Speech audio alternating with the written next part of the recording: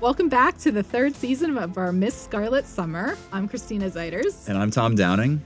If you love watching and listening to Postscript, join in the conversation. Leave us a review on your favorite podcast platform. And you can like, comment, and subscribe at youtube.com/@WITF Mosaic.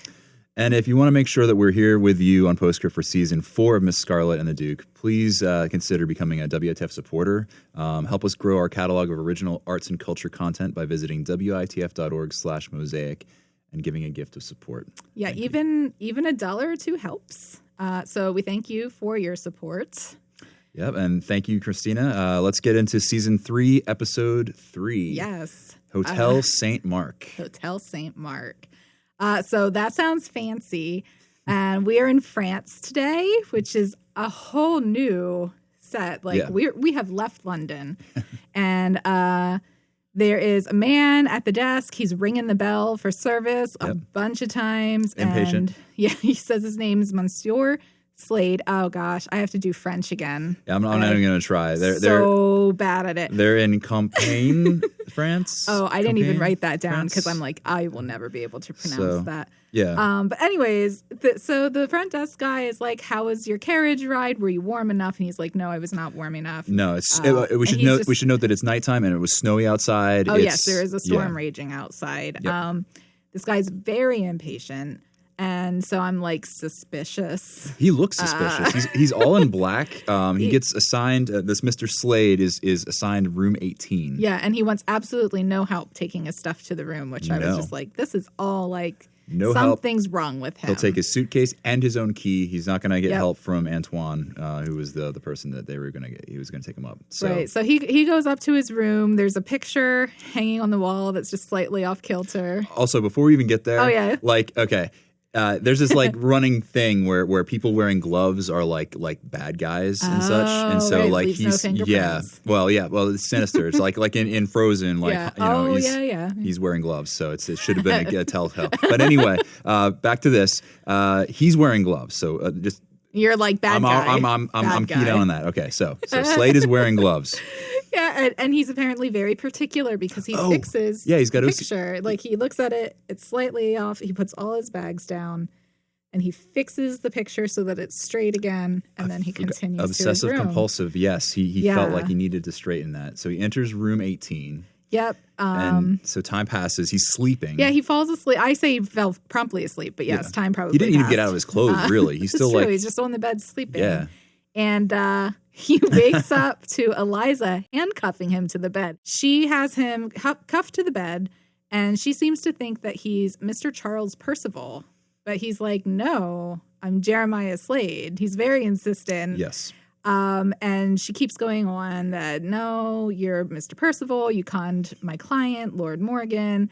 And he's offered a vulgar amount of money to bring you back to London. And she's already contacted the embassy to get him back. And she's like, "You want to? So let's make the most of this. Do you play cards?" And she's trying to be like so happy about this. Yeah. Yes. And he just starts screaming for help. Which, if he is the wrong man, very rational reaction to a strange lady handcuffing you to your bed and insisting you're someone else. Yeah. And Eliza's response to him yelling, "Help, help," is she gets another pair of cuffs. And that's where we cut to the title sequence. I forgot about that. That's like there we go. So he's either Slade, this person who isn't Charles Percival, or he is Charles Percival, this notorious con man. So that's where we're at. Feels very persistent. He's very insistent that he is not. Yes. So after the title sequence, we see him. Yeah, he is now handcuffed on both sides, and he's gagged now. Yeah. And Eliza's playing cards. Right, she's playing cards by herself. She's playing solitaire, and she says, "I will ungag you if you stay quiet." And so he agrees, and he asks for his glasses. Mm-hmm. He again insists he's not a con man, that he is a lawyer from Camden Town. Eliza still does not believe him. I am also very suspect of it because I'm just like, okay, does he actually need the glasses? Is he going to use these? I'm like, everything's questionable at this point. Because everybody's a suspect. Yeah.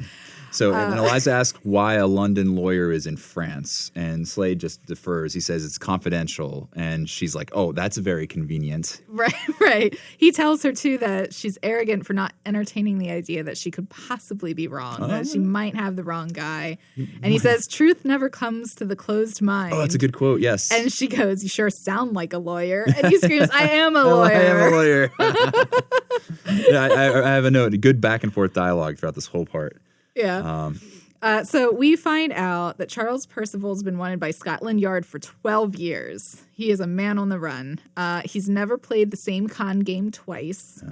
And he plays a different character each time. Yeah. Each character he adopts has a different appearance and demeanor. Yeah, so his most recent con was a flamboyant bookkeeper who took bets on the Grand National. Yeah. Hundreds were fooled. Which is a horse race. Yeah, a horse race. But Percival just disappeared with the money, and there were almost no leads to follow except that Eliza found some. She found some. She found that there was a train booked from London to Dover, then a boat to Calais. Yep. Hopefully I'm saying I think it was Calais. Calais. And then there was a reservation at a small but exclusive French hotel, which is where we are. Right. We're at Hotel St. Marc. Yep. And they were all booked by the same man, Jeremiah Slade, a lawyer from Camden Town. Yep. So he says that she's been duped, that obviously someone wants to frame him. Like, for what? She doesn't buy that, though. And he starts to yell again. Help. And there's a knock on the door. Yep. It's the hotel manager. Right, the hotel manager, the front desk guy is there, and he is... Eliza lies to him first. Oh, my husband was having a most dreadful nightmare. Yeah, right. The hotel person's like, your husband? And then there's muffled cries in the background. Came alone. Yeah. And then Eliza shifts tactics and tries to bribe the hotel manager. Right, yep. And that doesn't work. So he pushes the door open. He sees that the man is bound in gags. And she says that she is working a case, that she's a private detective working a case. And he goes, "Oh, well, I'm here to see if you're working with the other detective." Yeah, well, even before that, she says, "I'm a private detective." And the hotel manager is like, "You're a private detective," which is like a running gag of the entire show. But it's not. He actually does believe her. Yeah, he doesn't seem to be putting up too much of a fight, at least. Because she does say something like she thought the French would be more forward thinking. She expects that reaction in England, but expected. Yeah. So the hotel manager said that is not what he meant. He's merely trying to see if, like you said, if she's working with the other private detective, and then that's where like, okay, there's another detective there. But we don't know which detective it is until we go downstairs, and we have a feeling. Patrick Nash is there. Yep. He asks what she's doing in France, and she says, "Oh, I'm just on holiday to visit friends." And Patrick is like, "I bet you're here to find a fugitive con man." So he knows. And have you found him? How's it going? Have you found him? Eliza's like, "No," which is just straight up lying. Right. And he wishes her luck. And Patrick goes to find his room, and Eliza follows him. Yes. She asks why he said he was a detective from Scotland Yard. Yeah, and he has his new cane, and he's walking with a limp. Yep. He still has his cane from the last season. And he says that he said he was a detective from Scotland Yard because the man was asking too many questions at the front desk. And he opens the door. As he says this, he opens the door to his room. And I wrote down another Slade because there's another man. There's another man. He has him chained to the bed as well. Yes. And the man inside, he insists that he is Sebastian Baron of the Hampshire Barons. Yeah. Well, Nash says he's Charles Percival. Yeah. It introduces both of them. And yes, you're right. It's Sebastian Baron of the Hampshire Barons. And I'm thinking, oh no, there's two con men. Two con men? Two con men, question mark? Yeah, that's exactly what I have. So Nash is very pleased with himself and looking for a big celebration and looking for a reaction from Eliza. But Eliza doesn't believe he has the right man because she believes she has the right man. She has Percival. Which is suspicious. She just says congratulations and leaves. Yeah. So and then Nash threatens Baron, quote unquote Baron.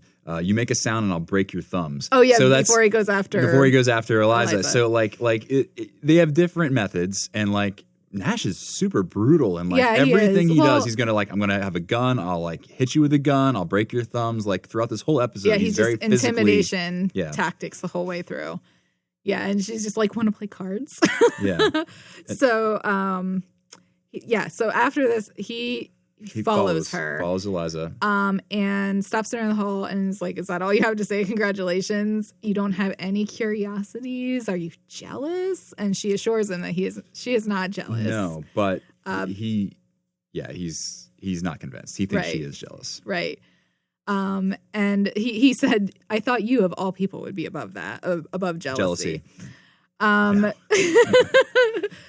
this time, a man arrives at the front desk to reserve. We cut to the front desk, right. And there's a fancy man and a woman in red, in a red dress. And he's reserving a table for 4, and he also requests the wine list. And I'm just like, is this the bad guy? Well, because they focused in on him, and I'm like, there's something we're supposed to notice. With mysteries, whenever they introduce new things, you're like, these are clues or people who are going to come up later. I mean, it's very rare that they introduce something that is just something. The first time I watched, I thought this is Charles Percival. I thought potential, yeah.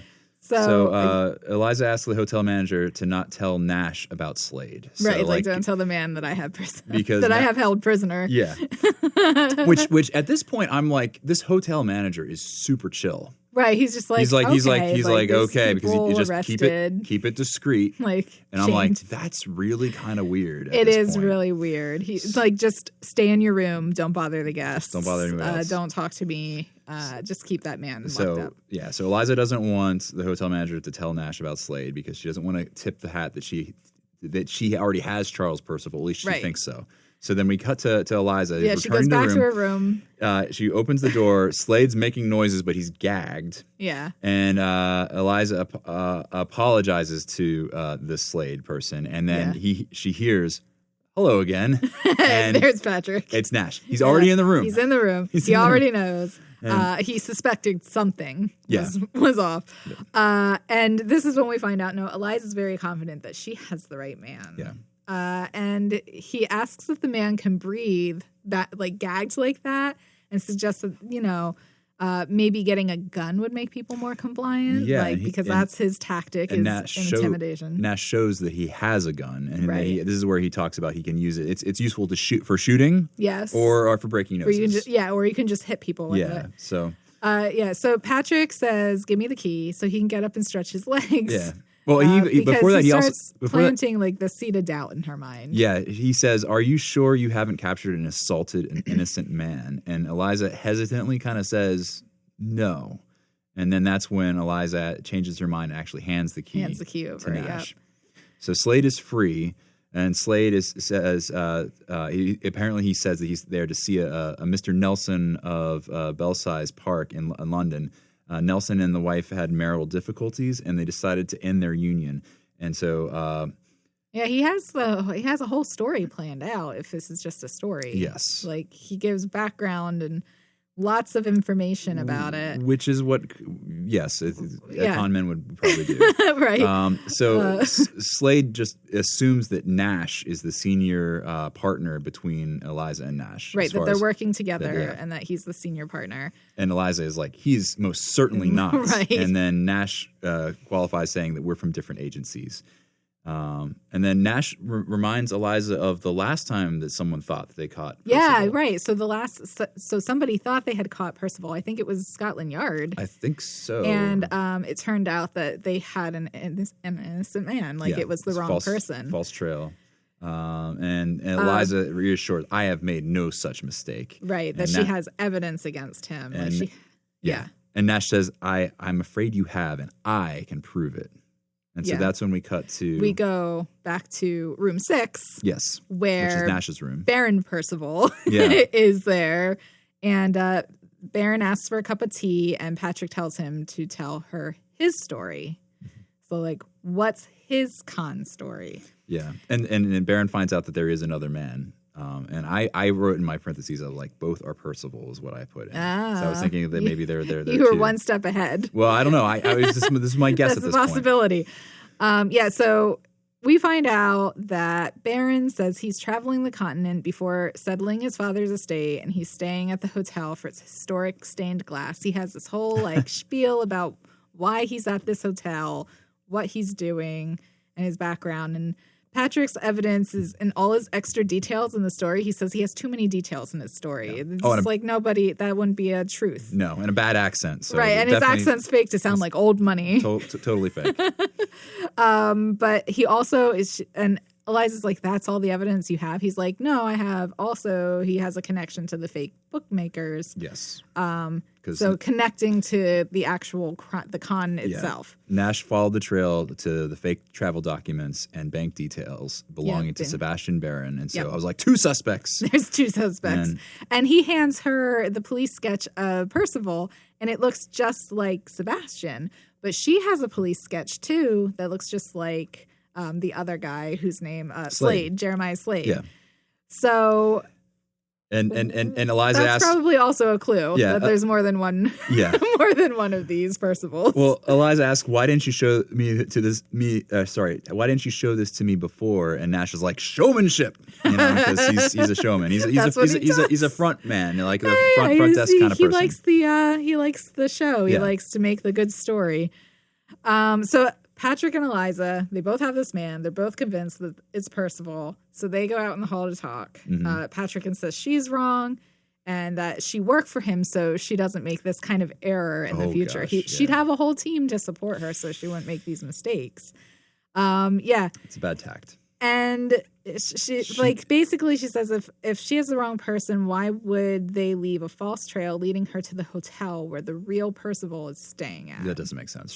She's very logical in this. Yeah. And so she says there are 3 possible answers. One of them is right, both of them are right, or neither of them are right, and Percival is somewhere else entirely. Mm-hmm. So, and at this point, Nash, they have to figure this out. Yeah. And so Nash says, "So what do you suggest?" And that's when we cut back to both Percivals being in side room by 18. side in the same So Slade room. and Baron are both there.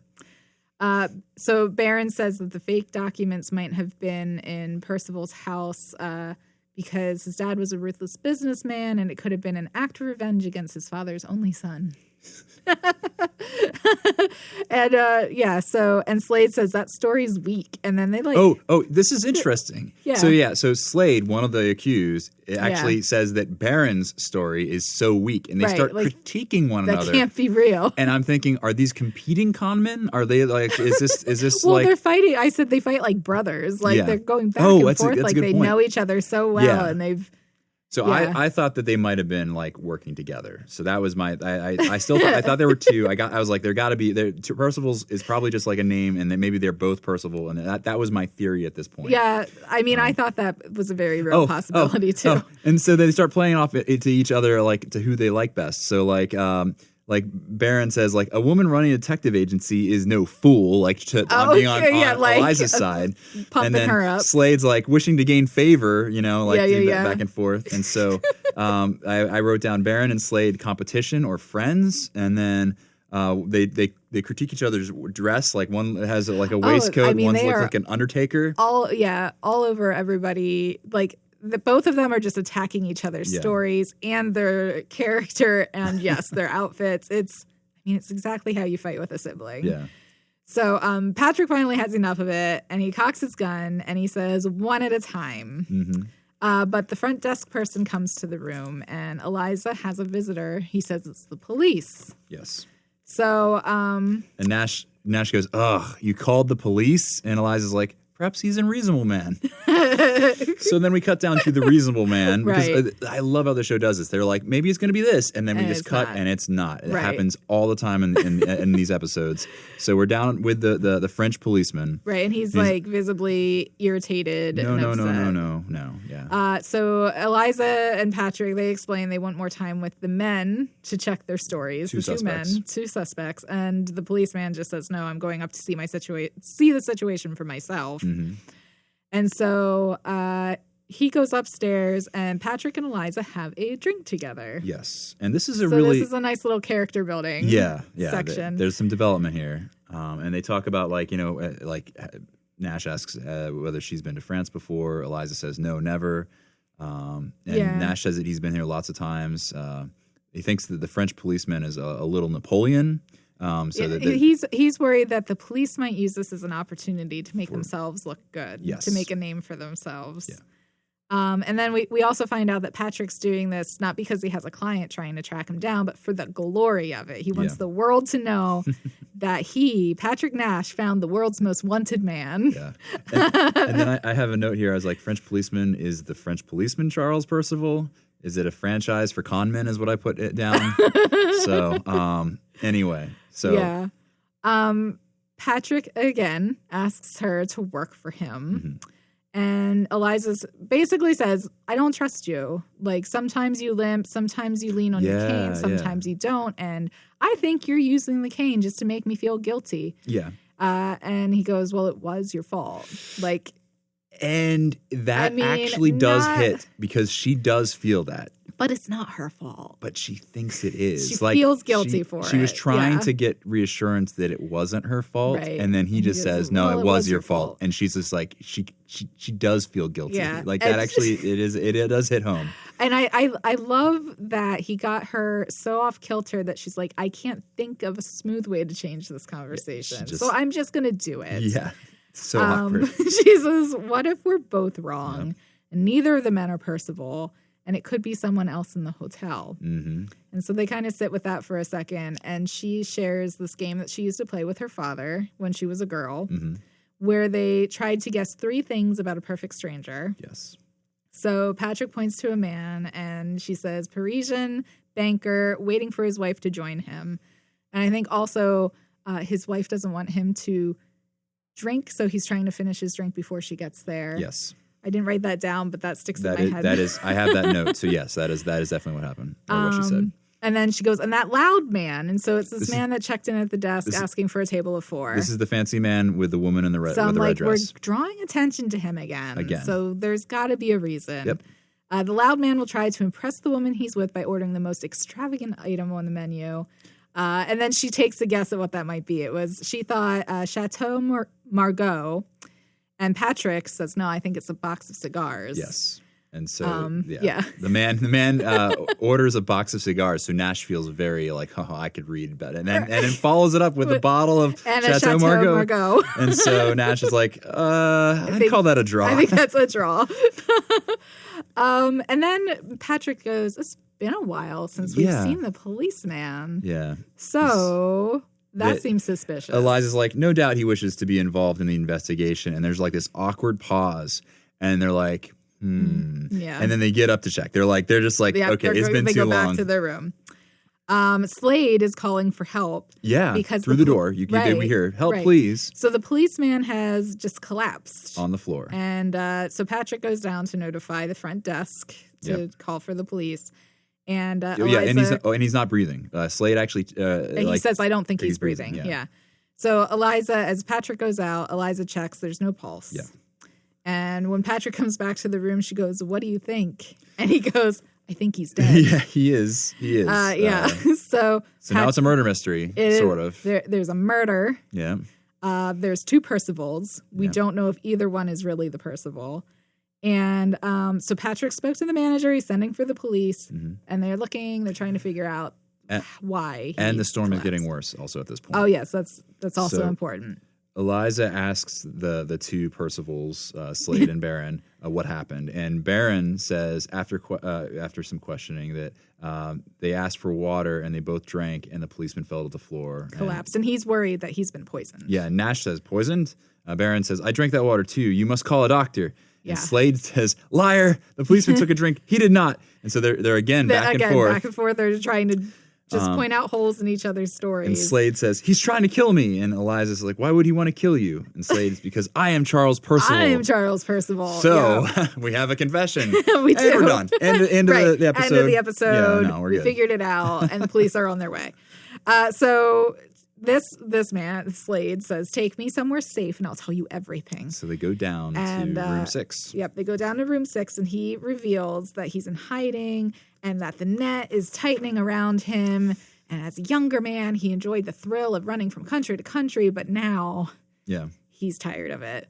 And he's seen the man upstairs, so Baron, in London waiting for him with a gun, and he believes he's a paid assassin by a Russian gang leader. Yeah. My life is in danger. You must let me go. He's still trying to get free. Yeah. Is this a con? That's the question. Yeah. And Eliza's just like, I've been hired to bring you back to London, and that's what I'll do. So then we cut to Nash, who's still upstairs with Baron. Baron, yep. And Baron's like, I am most unwell. And Nash points to the dead policeman. That is unwell. That is unwell, yeah. Baron says that about Slade. He's lying. He's not Charles Percival because I am. So now we're back at square one. Yeah. Both of these men could be Charles Percival, or it could be neither one of them. So Baron is like, call a doctor, I beg of you. And says Slade could be a hired killer. So they're both basically pointing the finger at the other being a hired killer. Right, and with the same story. Yeah. And Baron starts to choke a little bit. Yeah, he starts saying, I can't breathe, please, I can't breathe. And Nash gets close to loosen the collar of Baron. He pops the collar open. And you hear a click. Yeah. And Baron now has Nash's gun and speaks with an American accent. Yeah, he is Thomas Malone of the New Hampshire Malones. Yeah, and he's a detective who works for an agency in Boston. And he waited 2 days in the safe house, but Percival never came. But so Nash's men did. Yep. So that's why they thought that he was Percival, because he was there in conjunction with the Percival. There we go. So the man downstairs, this is what we find out, the man downstairs is Percival. So we know Eliza was right all along. I'm still like, do they even have the guy? Yeah. Well, and the policeman, he just collapsed, so it's not a poisoning thing. That's the thing. That's what he says. So he's like, I'll be long gone by then. And Nash is like, where will I be? Yeah. Because there's a threat there. There's he has the gun. Are you going to kill me like you did the policeman? And so this is one of those things where we ask the question, and this show does this all the time. Yep. We ask the question, and we do a cut to the next scene, which answers the question. Oh, wait, did I miss something? Well, no. I think that's where we'll take a quick break. Oh, that's a great place to take a break. Because it's a great place to take a break, because what happens to Patrick Nash? You've watched, so you know. But we're going to take a break, and then when we come back, we're going to talk about where they find themselves. Sounds wonderful.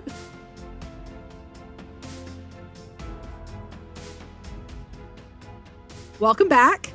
So we are going to see what happened to Patrick and Eliza, and they are both locked in the basement, which is the perfect place to lock people because it's hard to hear people scream in the basement. Oh, gosh. Yeah. I guess that is a true thing. I go in my basement to scream sometimes. Nash is definitely screaming. He's saying that he's stupid. He's so damn stupid, he says. I can't believe I fell for that. And Eliza, he's sulking and being very loud about it. The camera pulls back to reveal that Eliza is there too. There. They're right in front of the furnace, so there's this hot. this orangish light on both of them. Yeah. And so Eliza tries to get some tools. Like Eliza isn't giving up. Like Nash, Eliza's like, we got to figure our way out of this. Nash is dejected and just wallowing, and like Eliza's like trying to reach this a broomstick to try to get this hook, and she's on the go. I feel like this shows so much about their personality because Patrick kind of rests on easy ways to get things done. Yeah. Intimidate with the gun, threaten to break their fingers. And meanwhile, she's over here like, well, we're stuck. I have to figure out a way out of this because no one's going to help me. So she's stretching, she's wiggling, and she's also trying to figure out ways that they can actually catch, the American. Catch everybody who's involved in this case. She's like, there's 3 ports to America. If we get enough time, we can go. You can send your men. Yeah, she says. And you have a team of men in France, yes. And Nash is like, there is no team. I'm on my own. He just came on his own. And also, only because he found out that she had a lead. Yeah. And because it was all pinned up on her office, in her office. And she's like, you broke into my office? Right, everybody's breaking into our office, walking into our office all the time. This office is not a sacred space. No. So she's trying to get out. She mentions that he has a tie pin so he can pick his lock and try to get out.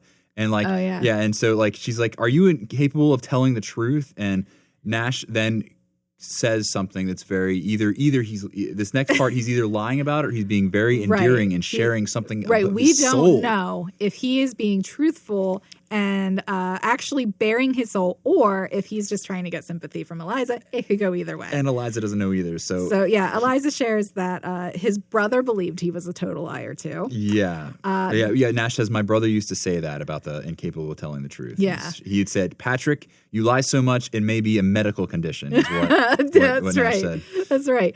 And so Patrick and his brother came to London together to set up the agency, and his brother was a good detective. Yes. And Patrick was going to handle the front of house. As opposed to Patrick, who is not a good detective. He's maybe more of like he's a showman. He's a talker. He's good at playing on people. Yep.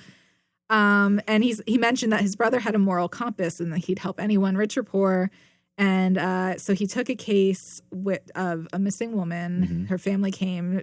I guess they didn't have a whole lot of money, but he took the case. He found the missing daughter. There was a missing daughter. Found her with this deranged fisherman with a knife. Lunatic fisherman. Who stabbed him in the heart. Yeah. And he died, and he said, "That's what you get for being honest." So this is an insight into Nash's psyche as to why he does what he does. Why he doesn't have a moral compass. He doesn't trust anybody. No, he doesn't trust anybody, and so why should he be trustworthy? Yep. So he says some people are survivors like you and I, and that's why we should work together. So now we're like, is this all just a pitch? Yeah. And Eliza quickly says, "I will never work for you. Understand?" And she doesn't believe a word that comes out of Nash's mouth. I think she says, "Is this a twisted attempt to get me to sympathize with you?" Oh, yeah. Twisted attempt, yeah. And she even doubts that he even had a brother. Yeah. And at this point, they're just to paint the picture, in this furnace room of a basement that they're locked in. Both stuck, seemingly. They are facing away from each other. Mm-hmm. So Eliza is facing towards the furnace with the glow of the light on her face, and Nash is in the dark, which is also symbolic of kind of how things are. Yeah. But she can't see him. And so when she says that she doubts that he even had a brother, we see Nash's face. And again, Eliza can't. Right. He is visibly sad when this happens. And this is when I, as a viewer, am thinking that he just told a real story. He's telling the truth. That he did have a brother who was stabbed in the heart. And this is one of the reasons. This is formulative of who he is. Yeah. And so Eliza doesn't see that, though. But I'm like, okay, he just this is also the moment that he actually unlocks his cuff, and he says, "You were right about the tie pin." And that's the moment. The tone of his voice is like he was not lying at all. That was the moment that I was sure of it. Yeah. And he shares. And he says his name was Michael, so it's my his brother. Yeah. And he hands her a tool from the toolbox that she was trying to get from. With the broomstick that she was trying so desperately to get closer to her. So it's essentially like a little screwdriver with a handle thingy on it. I almost wondered if he was just going to leave her there. I, for a minute, thought that he was going to leave her. But he did just bare his soul. He's hurt. It could have gone either way. It could have gone either way. But he has a moment of kindness. And I think he wants her to trust him. He ultimately. Does. And I think maybe it was more so that he felt like, well, am I that bad a person? We also kind of get the idea that he took this case because of her. It's like, I think he said he did it for the glory, but I think he's really just interested in her and This is the episode where I'm like, are they setting up a love triangle too? Oh, they are. Because they totally are. He's actually bearing his soul, and to make an argument for Nash, because I do have one. Yeah. Well, this episode is where he has the depth and actually has the potential. Right. He actually does have a story that he just doesn't share with people. He mentioned in last season that he trusts her. Yeah. And obviously he does. Yes. She just doesn't trust him. No, as she shouldn't. But there's this element setting him up against the Duke, where the Duke wants her to settle, become a homemaker, have a family, raise his children. You have Nash, who sees her as a professional equal. Yes. He wants her to work. He wants to work with her. Yeah, he doesn't expect her to stop being a detective. He stopped saying work for me. and now he's saying work with me, which I thought was interesting. Yeah. So there's a whole lot in this. This episode is great for character development between the two of them. On him specifically, like I care more about him as a character than I did ever before this episode. I mean, I've always liked him for what he is, but they're setting this up where that he has a story and like development. Yes, like he has a background, so now he's a real person. Very true. And so we have that moment of development, and then we cut to outside, and the snow is just coming down.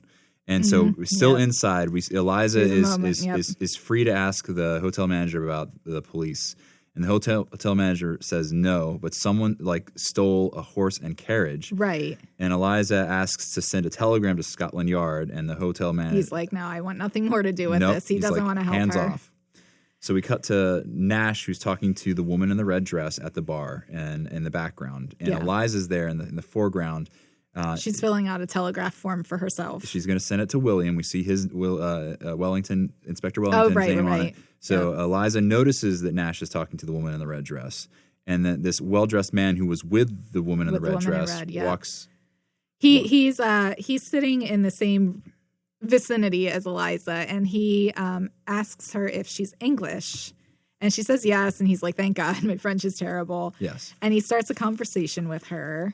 He says he doesn't want to drink alone, and she asks about his friend in the red dress, and he's like, well, apparently I misread the situation.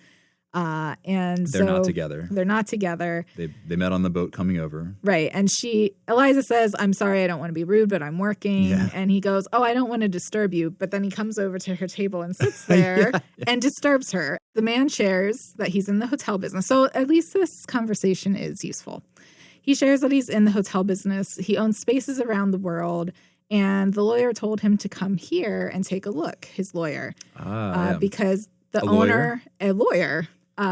owner's looking to sell. The owner was married to a local girl and things ended badly. And so now we also have that divorce aspect at play. Yep. There's a lot here that's actually tracking with the cover story that we heard earlier. So he shares that his lawyer's name is Jeremiah Slade. Yep. And oh no, there's so many connections here. Eliza gets up and goes to Nash and interrupts his conversation with the woman in the red dress. Yep. We need to talk. Miss Kinsky?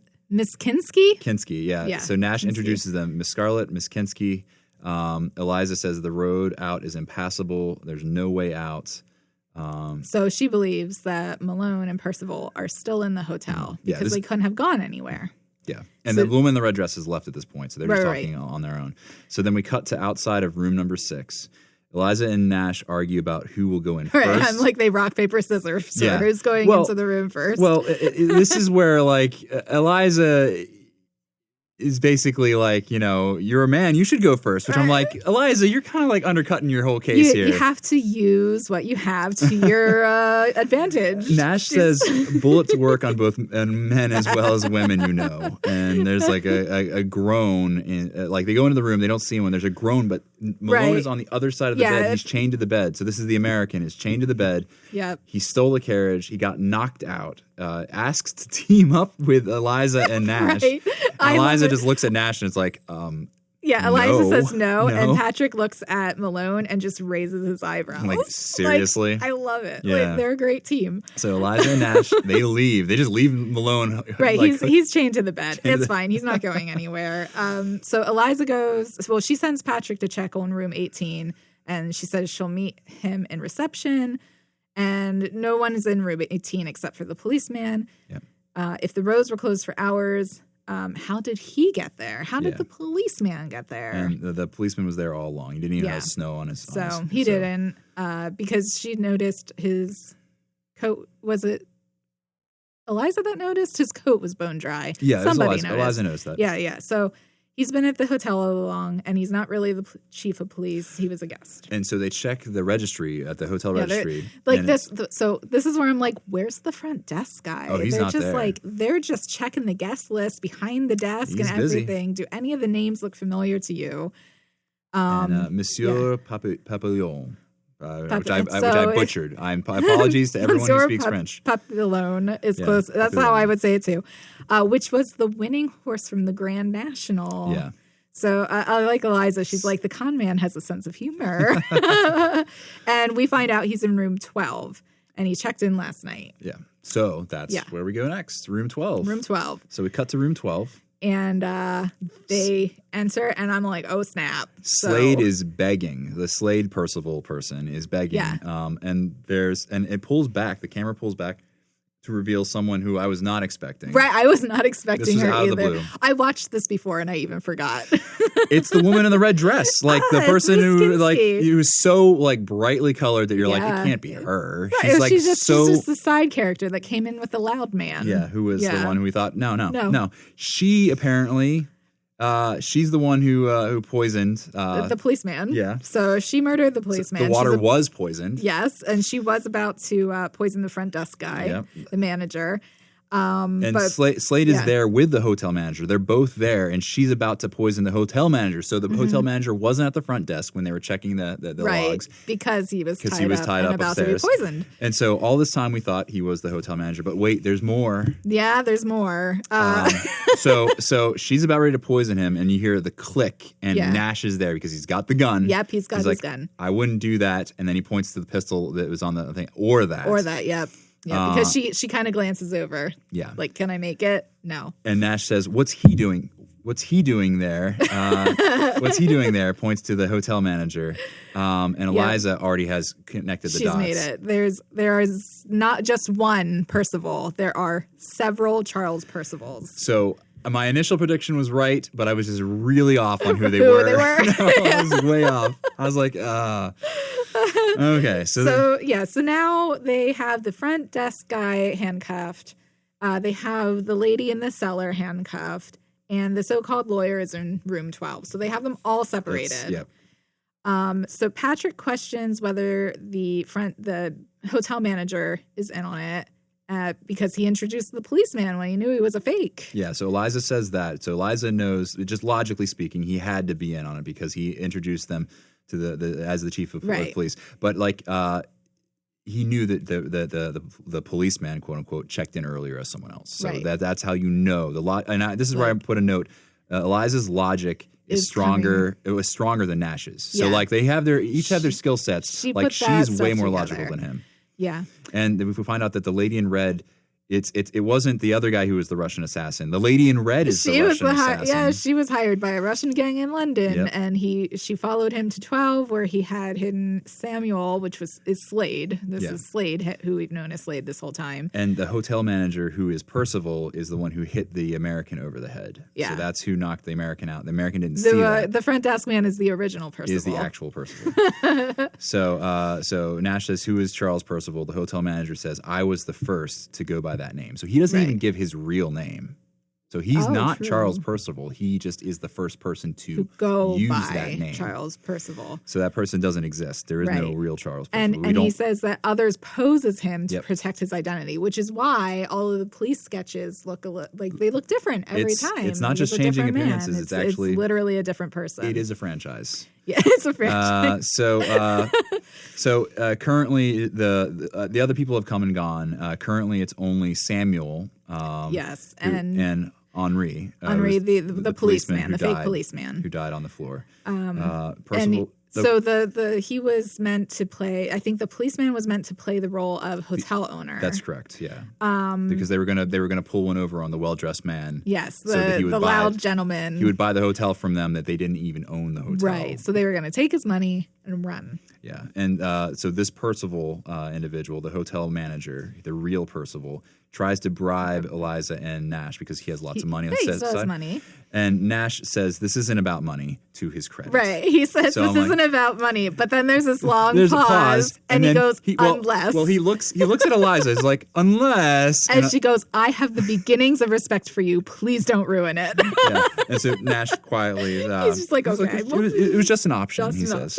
So then we cut to the next day. So we see it's daylight outside. The storm has finally passed. Nash is speaking fluent French to a real French policeman, at least we assume so. Yeah. And Eliza comes down the stairs, She says that she's given her statement, or at least she thinks she has, because her French is not so fluent. Not as good as Nash. Again, different skill sets. Yep. And Nash says that the chief of police was really happy to hear that there was a murder. There was also a murder. His prediction about the previous chief of police, who wasn't a chief of police, was it was pretty accurate. Yeah, they want to make a name for themselves. Yeah. They're excited to get their names out there and be doing something, because it's a sleepy little town. So. And then Eliza asks, "Are you sure he's the real chief of police?" And Nash is like, "Well, he had a badge." And Eliza laughs at that. Yeah. And Eliza makes the statement. She suspects they won't be getting any of their money. No. And Patrick suggests they go into town now that the road's open again and have a little breakfast. I'm just like, a date. A date. Yep, I wrote that too. And Eliza surprisingly says... She agrees. She says, why not? Yeah. So they start to... go into town. Nash on the way says, this worked out rather well. I mean, we ended up working together, and Eliza says, Patrick, please don't start that again. He goes, did you just call me Patrick? Yeah. It was a slip of the tongue. I'm tired. And he goes, that's progress. That's real progress. Yeah. And then Eliza says, yes, in a few years, I might even trust you. And then they step out the door closes. And that's the end of the episode. Oh, it was really good. I love it. This is the episode where I'm like, are they going to be a couple? Because I honestly don't hate it. It could actually work. She could make him respectable. Well, she could make him less of a liar, more honest, a more honest man. Yeah, more like his brother maybe. Yeah. His actual brother. She could actually help him with business. Yes. She doesn't have to do homemaking. He's not going to expect that of her. No. I mean, this could really work out in her favor. It could. I'm sorry, William, but there's a whole other horse in the game now. So we have William, Moses, and now Patrick Nash. So Moses is my dream. Okay. I don't think that's going to happen. If I have to pick between William and Nash, honestly, I'm kind of leaning Nash at this point, because the dynamic is just more in line with what Eliza wants. There's more possibility there. So I guess we'll have to find out in the future episodes. I'm curious about them. I don't think they established anything in this season. Oh, okay. But there's a whole new season coming. We can look forward to that too. January 7th, I believe, is the date. So I'm excited about that, because maybe we'll get some resolution. I don't know. Yeah. But, there's more to the storyline that gets built, and I love it. So we'll find out more later. Thanks again for listening and watching us on Postscript. We'll find out more. You'll find out more as the seasons progress. As we go. You can find us at witf.org/mosaic. And while you're there, if you want to make a gift of support, we'd truly appreciate it. And we can't wait to hear your thoughts about this season. Please email us at ps@witf.org or comment on this week's short on Instagram at witf.org. Yep. And I can't believe we're already halfway through the season. It's going so fast. Yeah. So next episode will be season 4. Episode 4. We're not that far ahead of the third season. So we can't wait for you to join us next week. Sounds good.